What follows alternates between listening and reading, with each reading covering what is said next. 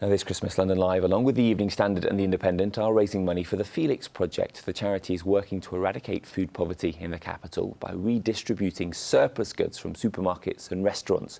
Let's get an update on the appeal. Hilary, Croft is the chief executive of the organisation. Good to see you. Thank you for coming in. Hello.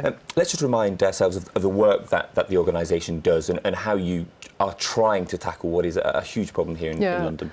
So it's a very simple concept. Obviously, there is a significant amount of food that goes into landfill from supermarkets and the food industry as a whole. And what we do is basically redistribute that food and deliver it to charities who make use of it to make it into meals for people who otherwise wouldn't have access to it.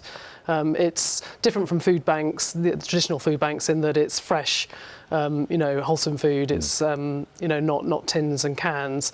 And we basically distribute it where there's need. Yeah, it's important, that point, isn't it? That actually this is fresh veg, it's fresh fruit. It's those products that you wouldn't find if you went to, say, the Trussell Trust or someone like that. Exactly. As part of what this campaign's about, you're trying to get it closer to schools as well, so that actually perhaps parents can pick up on the way home. Yes. How is that going? Very good. I mean, we're doing a pilot in 2 schools, one in Greenford and one in Acton. So it's early days, but I've been shocked and impressed actually at the response that there's been to the stalls that we've been setting up in the school playgrounds. I'm not sure I'd quite imagined the level of demand there is, but there are clearly a lot of families who just don't have access to this sort of food easily, and clearly things like the universal credit coming in is only going to make that matter worse. I mean, we estimate there are about 70,000 children who don't have access to food at this kind of level, and there are statistics that show that 1 in 10 parents are struggling to put food on the table for their kids. So what we're trying to do is take the problem of surplus food and point it at where there's a very tangible need. It's super frustrating, isn't it, really, to think that in a city like London there are so many families who must be mortified that they can't actually provide properly for their children. What impact does it have on those young people if they're not being fed as well as they should be? Yeah, there's evidence that shows that actually children who are going to school hungry actually don't learn as well. They lose about an hour of learning time each day because of lack of concentration and being easily distracted. There are behavioural issues, social issues.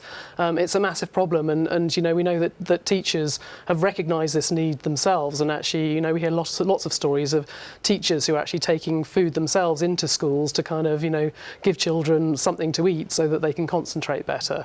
And what we want to do is stop children from having that disadvantage of impacting their education by making sure they're not hungry. Yeah, now 2 weeks after the start of the appeal, it was announced that about the £500,000 mark had been reached.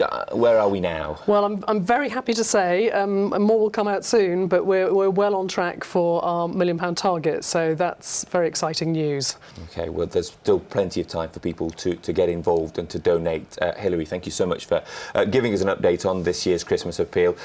Go online to the Evening Standard website or London Live. You'll be able to find out all the ways in which you can donate. You can text Felix at 7700 and that will donate £5 to the charity. All of that money going to help those young people who often, unfortunately, go hungry.